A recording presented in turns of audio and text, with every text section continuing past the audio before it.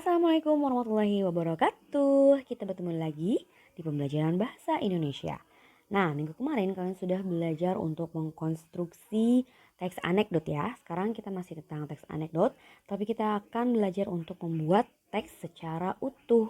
Makanya Ibu akan mengajarkan atau mengenalkan kalian dulu tentang pola penyajian teks anekdot. Karena ternyata untuk menyajikan teks anekdot ini bukan hanya ada satu cara nih ya, tapi ternyata ada beberapa cara yang bisa kalian pilih. Langsung saja. Nah, di sini teks anekdot karena ini bentuknya teks ya. Teks itu kan tulisan. Tulisannya itu bisa disajikan dalam bentuk dialog maupun narasi. Nah, dialog itu seperti apa ya? Ini contohnya.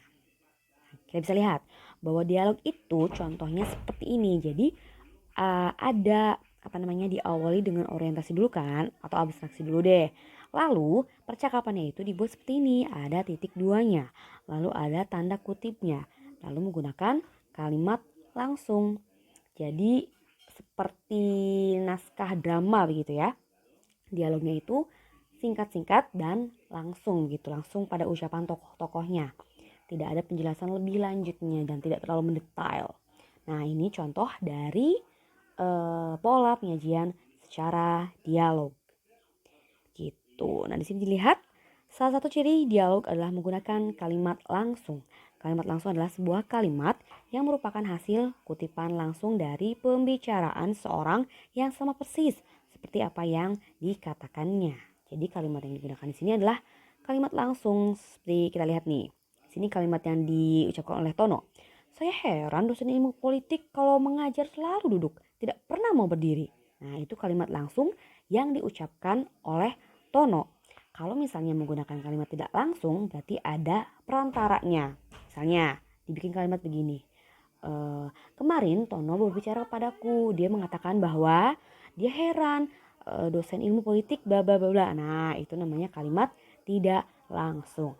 Tapi kalau dalam pola penyajian dialog menggunakannya kalimat langsung. Jadi langsung diucapkan oleh tokoh Tono. Dan tokohnya pun di depan ya, di awal. Tono titik 2. Seperti itu. Itu namanya pola penyajian dialog. Mudah-mudahan kalian paham ya. Lanjut, kita ke pola penyajian narasi.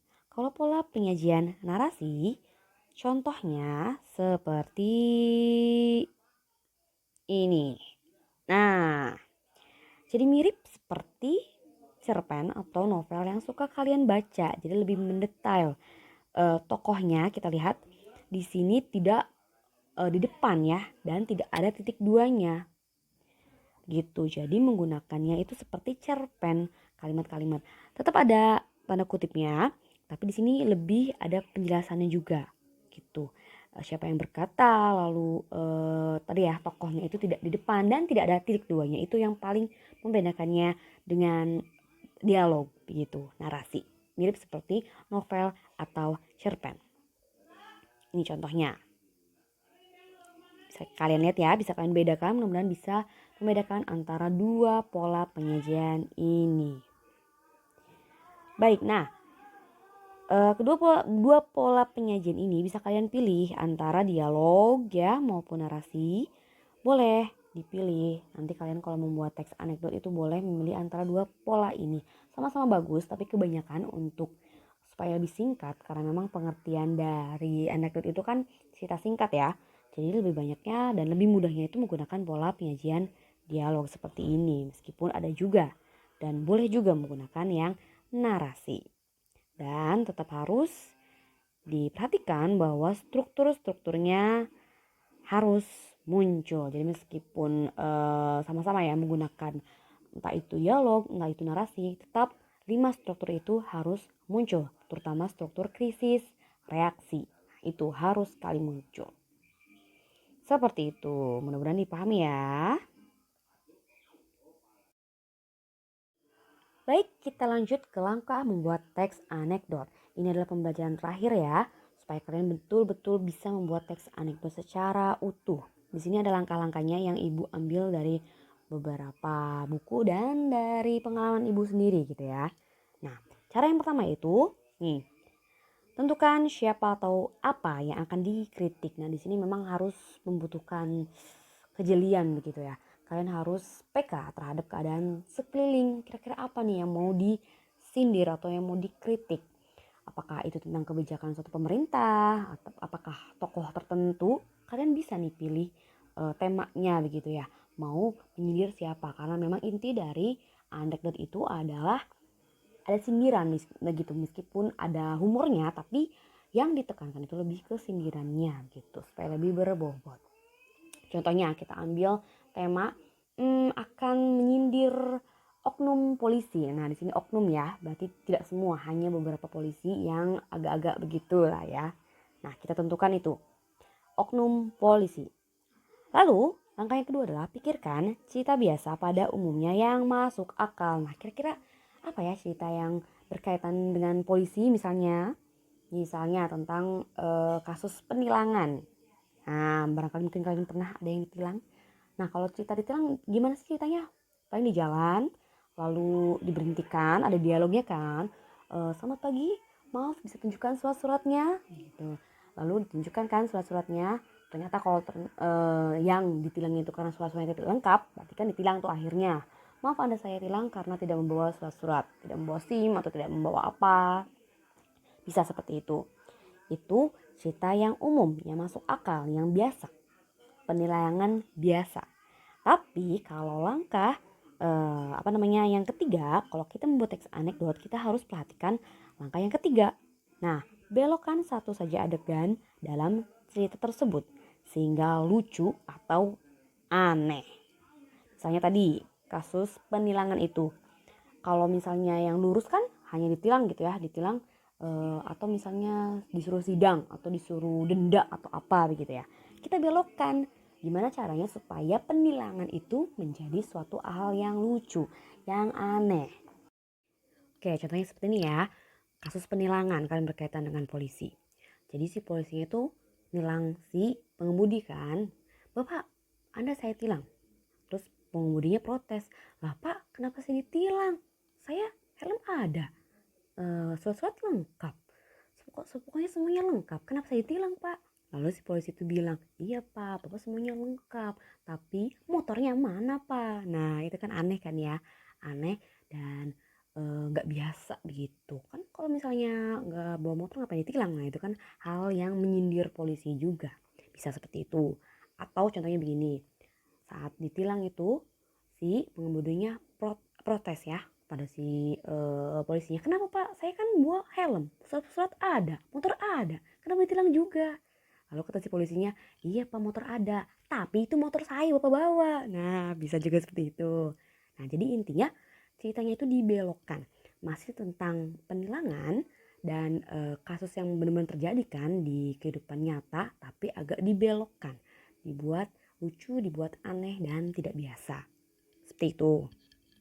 Kemudian, langkah selanjutnya adalah tuliskan seluruh cerita menggunakan salah satu bentuk penyajian. Nah, seperti yang tadi Ibu jelaskan tadi, penyajiannya apakah itu kalian membuatnya bentuk dialog atau narasi. Pilih salah satu.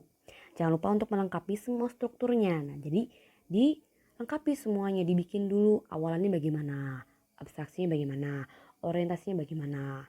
Di suatu pagi, pokoknya siapa nih namanya, misalnya si Dodi lagi ya, Dodi lagi.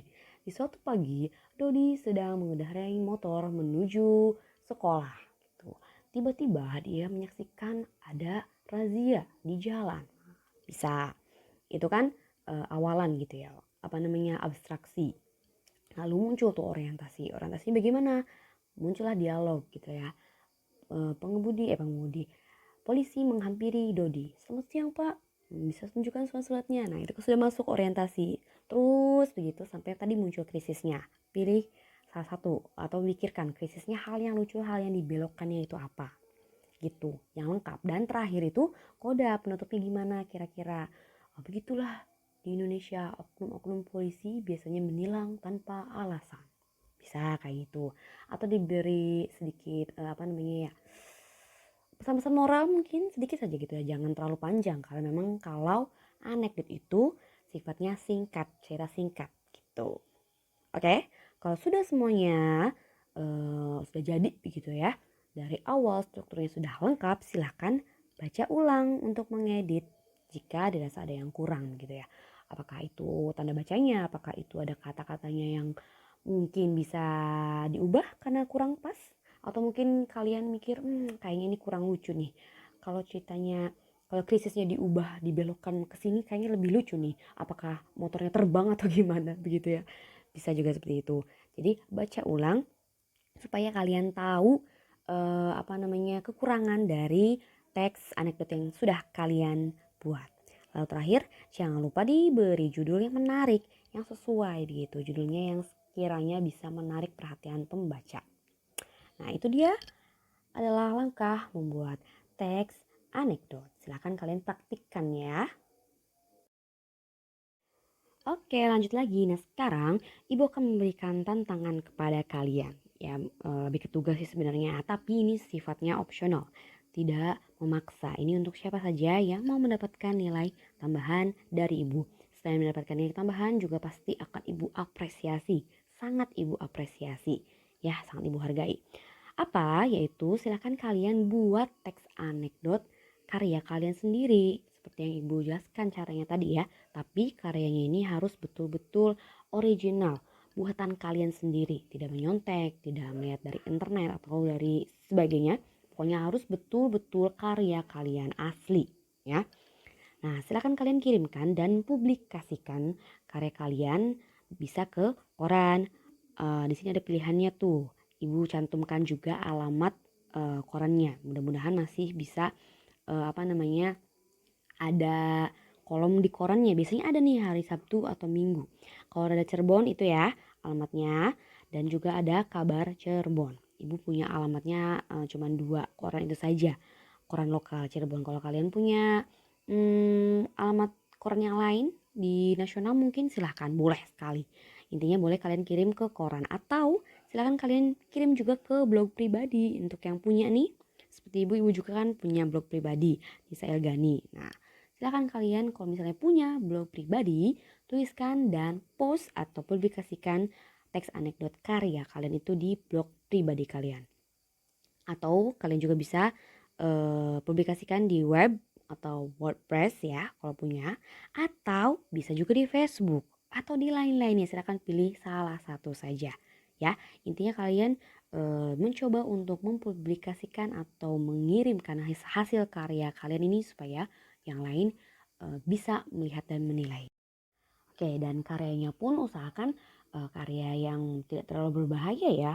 Berbobot dan menyindir tentang suatu keadaan boleh, tapi jangan yang membuat kalian malu atau nanti akan membuat kalian repot gitu.